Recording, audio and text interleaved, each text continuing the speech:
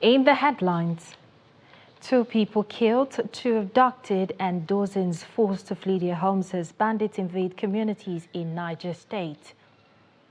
Despite stalled negotiations, federal government determined to rescue Kaduna abductees. Christians worldwide celebrate Easter, commemorating the resurrection of Jesus Christ with messages of peace and unity. And on the foreign scene, Myanmar junta frees 1,600 from jail to mark Buddhist New Year. Hello and welcome to Trust TV News Updates. I am Martia Umar. Thank you for joining us.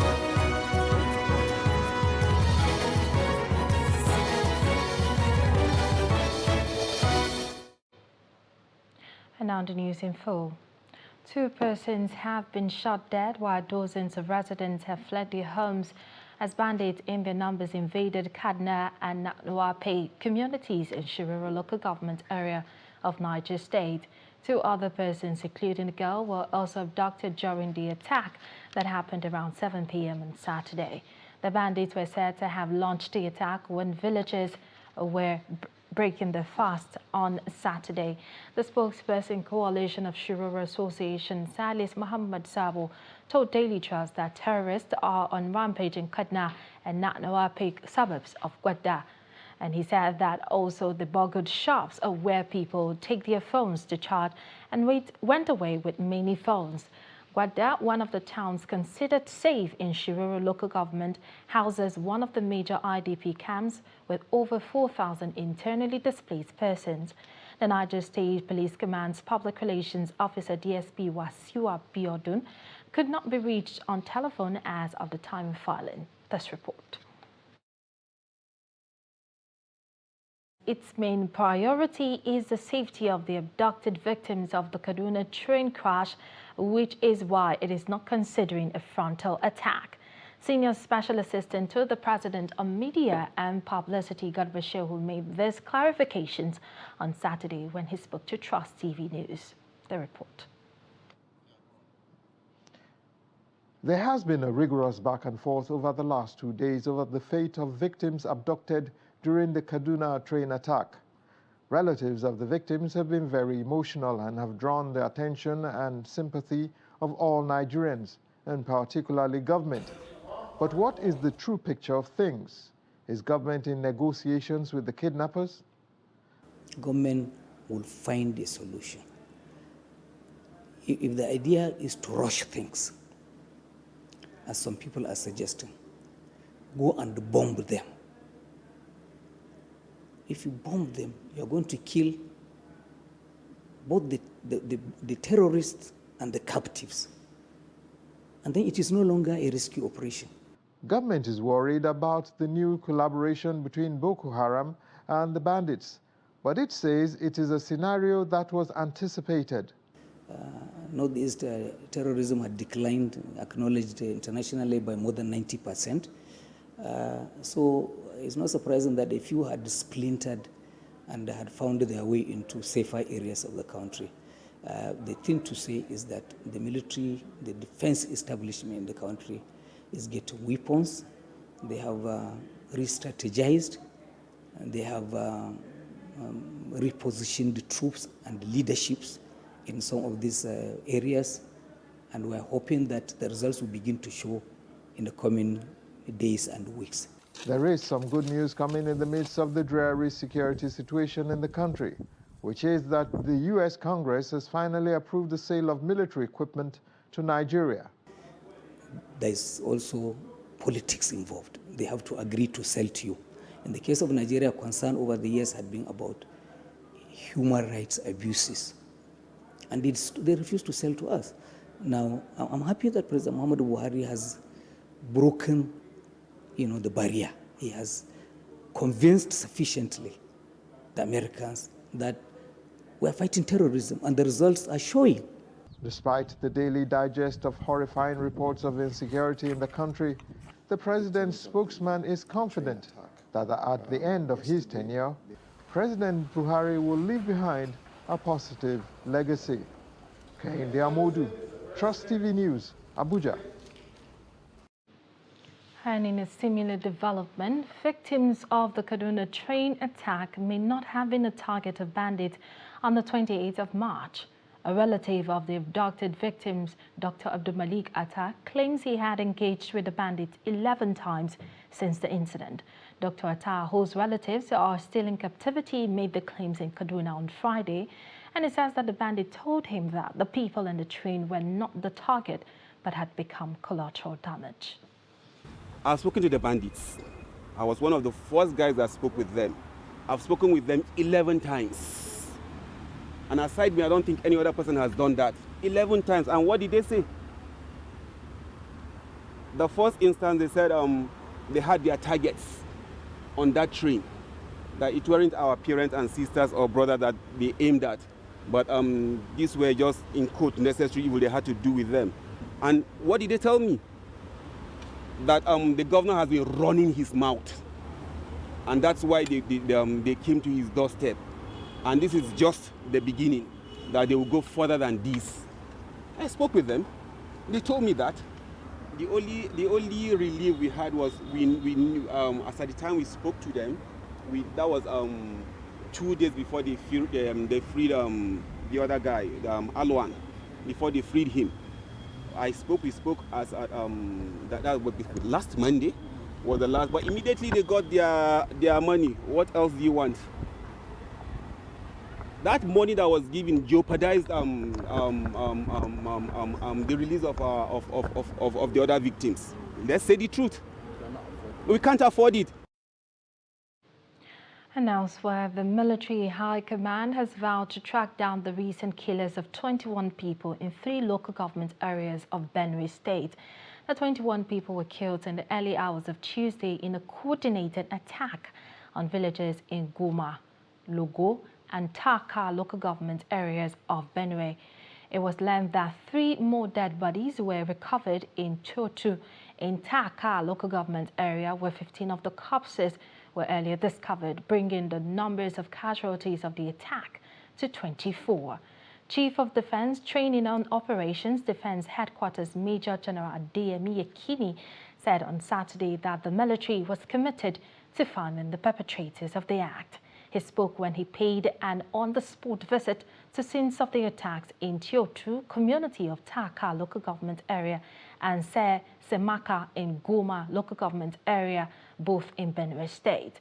Benue State Special Advisor on Security Matters, Lieutenant Colonel Paul Hemba, retired, for his part pledged that the state government would support Operation Wellstroke in the state with necessary information to ensure criminal activities were completely eliminated. So far, I understand that about 15 people or thereabout were killed in this particular community. As to who and who is responsible, to me personally, is not too clear. I spent 3 years, in fact, I was the pioneer commander for Operation Wellstroke, and I spent 3 years in this general area. And I know that what we have here is actually a bandit attack, but it will not be proper to pin it down on the herdsmen in particular, because this area is a bit far from the normal grazing route of the herdsmen. In fact, most of the armed herdsmen activities we have in Benue usually occur in the boundary areas between Benue and Nasarawa. And we are in Taka, far away from the normal grazing route. So I believe that it might not be the armed herdsmen that were responsible, but whichever group it is must be tracked down and neutralized accordingly. The city of Delta has given the directive, and I have passed the message to the commander of Operation Wellstroke. We must find out those who are responsible, track them down, and bring them to justice. Swift, quick, fast justice. That is why I'm here.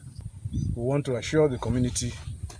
That enough security will be provided for them to ensure that normalcy returns here, so that they can live their normal lives and continue with their farming activities. We're working with the Operation Wellstroke.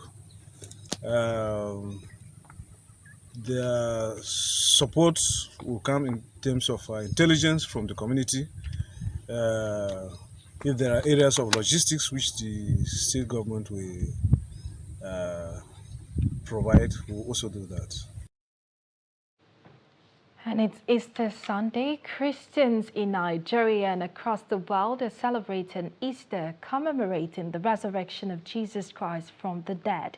The celebrations represent the culmination of the Holy Week, which starts with the observance of Palm Sunday to mark the triumphant entry of Jesus into Jerusalem. To mark Easter, Christians throng churches for special services, prayers, and thanksgiving. In an Easter message, the government President Muhammadu Buhari, governors and leaders called for unity in their Easter messages, especially as it comes about 8 months to the 2023 general elections. In its Easter message, the Christian Association of Nigeria said Easter called for celebration despite the challenges bedeviling the country. And Plateau State's Governor Simon Lalong has congratulated Christians for marking another Easter and urged them to use the period to reflect on peace, love, and hope for a better Nigeria. Governor Lalong, in a message to mark the event, said the crucifixion and death and resurrection of Jesus Christ, which is at the center of the Christian faith, guarantees victory, because despite the agony Jesus passed through, his sufferings brought emancipation and redemption to mankind. He urged Nigerians to embrace the lessons of Christ's sacrifice and teaching, which speaks of resilience, love, patience, and determination to overcome evil and provide a better situation. The governor also calls for more prayers and support for the leadership to be able to provide visionary and purposeful leadership for the nation in the coming years to enable Nigerians realize their dreams. Lalong calls on the people to be security conscious and report any suspicious movement of persons or activity to the security agencies in order to forestall any breakdown of law and order. And in another development, the Speaker of Bauchi State House of Assembly, retired Honorable Abubakar Suleiman, has dumped All Progressives Congress for the ruling People's Democratic Party in the state. Suleiman, who is also the chairman Conference of Speakers of State Legislatures of Nigeria, made his defection known during a Ramadan break-in of fast dinner hosted by Governor Bala Muhammad, which held at the Government House, Bauchi, late Saturday night. According to him, his decision to join the PDP in the state is as a result of the exemplary leadership style of Governor Muhammad and his commitment to transform the state. He commended the governor for his ability to ensure a harmonious working relationship with the State Assembly despite party differences, which allowed formulation and implementation of policies and programs aimed at ensuring the development of the state. Suleiman was elected as lawmaker to represent Ningi constituency in 2019 under the APC platform. And moving on, the need for the younger generation to take over the mantle of leadership across the country has again been emphasized. Youths across political divides in Kwara State re-echoed this at a sensitization meeting in the state for women on the need to collect their voters' card ahead of the 2023 elections. The report. The meeting, which was organized by youths of the state chapter of the All Progressives Congress, APC, provided an avenue for them to challenge other youths to collect the voters' card to enable them actualize the expected change of having the younger generation in leadership positions instead of being used as political thugs. One of the organizers, Mukhtar Shagaya, appealed to youths to come out from being shadow followers and champion the cause of entrenching youth leadership by obtaining their voters' card to effect the desired change. The time has never been more crucial than now. If we look at the state of the country right now, there are so many things that we will look at that we don't like. And as we make up a majority of this country, we, the youth, the women, the people that are dedicated towards the future of this country, that are going to actually live inside the future of this country, I think it is paramount that we do not take a back seat anymore, and we start to put ourselves at the front, and whoever can contribute in whatever ways we can. And the best way to do that is to have your PVC and vote and elect people that have been doing things for their populace, for their own people, prior to the date of looking for any political office. I think that is far more important, and that's what people should be looking at as we go forward and as politics season is approaching. The same message has been echoed at another location where a press conference was held by the Coalition of Kwara Youth and Professionals. The coordinator believes that there is the need to change the narrative of youth being used for other purposes to one that places them on the front burner of leadership. To change this narrative, there have been caseless calls for inclusion of the young people in the scheme of our national affairs, to tap from the creativity, innovation, vibrancy, energy, and curiosity of characterized youthfulness, to rescue our various localities, states, and Nigeria at large from the pervasive socio-economic and political integrity it has been plugged into. Young people and critical stakeholders in Kwara and Nigerian politics and governance of today, because we are most affected by government decisions and actions. More importantly, the precarious situation of our dear states, Kwara and Nigeria, find itself capable of glooming the brightness of the future we seek. Hence, we need for us to take the lead, championing the cause to change our narratives for the best. Meanwhile, a prayer session has been held by market men and women in Kwara State for divine intervention and the insecurity affecting the country, as well as the need to enthrone responsible and competent leadership come 2023. And elsewhere in Lagos State, the national leader of the All Progressives Congress APC, Asiwaju Bola Tinubu, says Nigerians are tired of the excuses made to explain the country's numerous challenges like unstable power supply and banditry. The APC chieftain stressed that a united and banditry-free Nigeria was possible if he was elected as president in 2023. The former Lagos State governor spoke at a grand rally at the Mobolaji Johnson Arena, organized by youths under the ages of Progressive Youth of Southwest, who declared their support for his presidential aspiration. Tinubu urged the youths to team up with him in his bid to change the story of Nigeria for the youths. The first step we would take to be the revalidation of their permanent voters card and their preparedness to vote in the forthcoming 2023 general elections. Lagos State Governor Babajide Sanwo-Olu promised that youths would continue to be identified as critical stakeholders, just as he urged all delegates to the APC primaries to exercise their franchise wisely. The Democratic Party on Friday said it has adjusted its timetable and schedule of activities to extend the purchase and submissions of expression of interest and nomination forms for the 2023 general elections. And this is to enable the party to make up for the 2 days public holidays as announced by the federal government. A statement signed by the party's National Publicity Secretary, Debo Ologwagba, said under the new timetable, the last day for the purchase of all forms has been extended to April 19, while the last day for submission of already completed forms has also been extended to April 20. According to the statement, the screening for State Houses of Assembly will hold on Friday, April 22, a National Assembly Monday, April 25th, and governorship at April 26th, while presidential will be April 27th. It adds the screening appeals for State House of Assembly holds on Monday, April 25th, National Assembly Wednesday, April 27th, governorship Friday, April 29th, and presidential on Saturday, April the 30th, 2022.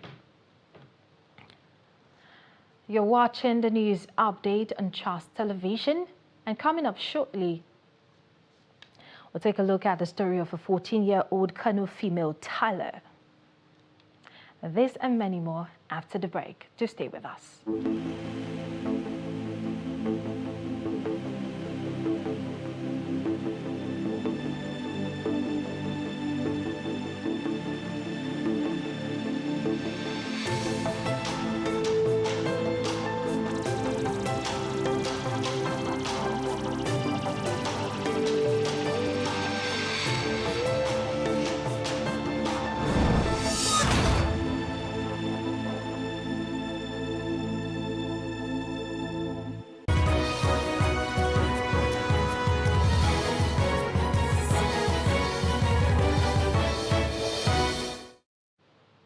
Welcome back. You're still watching Trust TV News Update.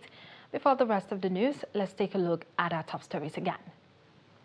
We told you that 2 people have been killed, 2 abducted, and dozens forced to flee their homes as bandits invade communities in Niger State. And the federal government says its main priority is the safety of the abducted victims of the Kaduna train crash, which is why it is not considering a frontal attack.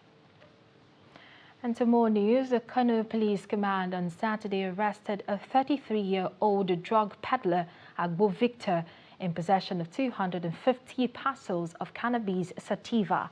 This is disclosed in a statement by the spokesman of the command, SP Abdullahi Haruna Kiyawa in Kano. Haruna Kiyawa said the suspect was intercepted while traveling in a car loaded with suspected weeds by operatives of the command at Kwaner Dongora in Kiru local government area of the state.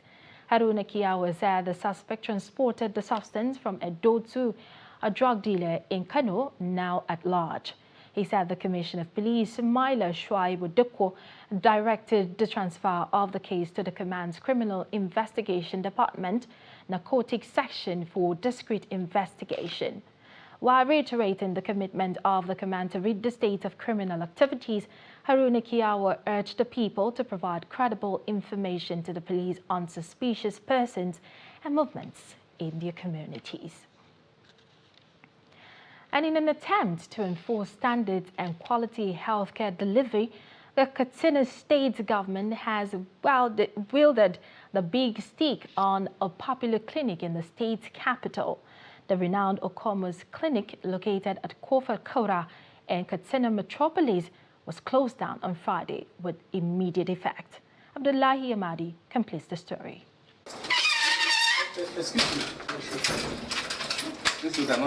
The Katsina State government says it is closing down this private clinic to save people's lives. The committee, led by Permanent Secretary, Katsina State Minister of Health, Dr. Kabir Mustafa, has the backing of armed security personnel. But is all this necessary? Our intention is not to kill the business, but our intention is to make sure that the business operates based on our regulations. What are the reasons for what looks like a high-handed response from government? The Permanent Secretary explains that the clinic management has failed to meet requirements that guarantee safety and quality health care. And then finally, when we improve and meet up with what requirements we have, then we can. It would seem that the Health Ministry had exhausted all available avenues to avoid closing the facility and was left with no other option than to adopt the recommendations of its committee and close down the clinic. The proprietor of the clinic was presented a document which is signed as an acknowledgement of the formal closure of the Okomos Clinic. Served Katsina for more than 30 years. It's not a question of serving Katsina, it's doing the right thing. I've been doing the right thing. If there is no observation, if there is any observation, I'm not here to bargain. Police, just comply. Beyond this closure, people in Katsina are waiting to see whether or not this committee will sustain proper monitoring and regulation of health facilities for effective health care delivery. Abdullahi Ismail, Trust Television News, Katsina. And away from health matters, tiling is a craft dominated by men, designed to create an atmosphere which adds to the look and feel of living space. In our world, there is always the opportunity to embrace diversity. One of the ways to do that is to recognize and appreciate the saying, what a man can do, a woman can do better. This is the story of Kano Bay's 14-year-old Fatima Sakibu, who is on her way to becoming a professional tiler. Take a look. 14-year-old Fatima Sakibu has been coming to this house for quite some time, hoping to complete this tiling job she has started. This little girl became a tiler some 3 years ago after watching closely how her father, Sakibu Sharada, conduct his tiling job.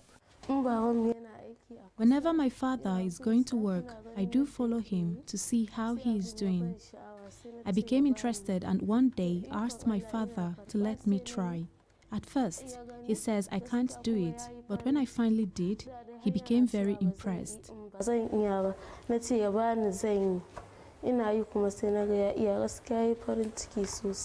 SS1 student of Government Girls College, Kano, Fatima only works during weekends or holidays, yet she is now the Nigeria's best female artisan, overall best young artisan, and as well as the best female tailor.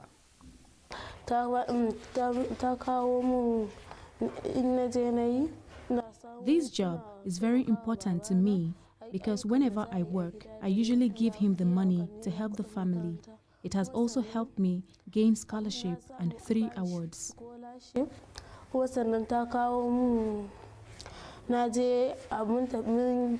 Abuja zuwa Construction Artisan Award wanda gurin da na ga manya da yawa amma kuma gaskiya na yi mamaki abinda Allah bai taba bani ba ko mutum ba zai siya ma da kuɗi ba na samu award guda 3.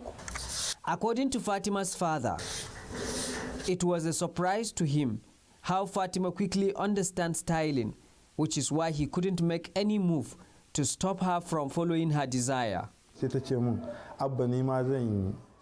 first time she asked me to try, I told her she can't do it. It's for the men. But she insisted. Therefore, I gave her to try. But one thing that surprises me is how she suddenly learned everything. Although Fatima is becoming popular and famous with tiling construction in Kano, still, she follows her father wherever he goes, hoping to learn more. Idris Jibrin, Trust TV News, Kano. And on the international scene, families of detained Myanmar protesters had their hopes dashed on Sunday after political prisoners were not included in some 1,600 people released by the junta to mark the Buddhist New Year. The Southeast Asian country has been in turmoil since Aung San Suu Kyi's civilian government was ousted last year in a military coup, which sparked huge protests and a deadly crackdown. State television announced that 1,619 prisoners, including 42 foreigners, have been pardoned and will be released to mark the New Year. An annual tradition that lasts a year saw 23,000 prisoners freed. And with that, we've come to the end of the news update on Trust Television. You can follow us across all our social media platforms. I am Martia Umar. Thank you for watching and stay tuned.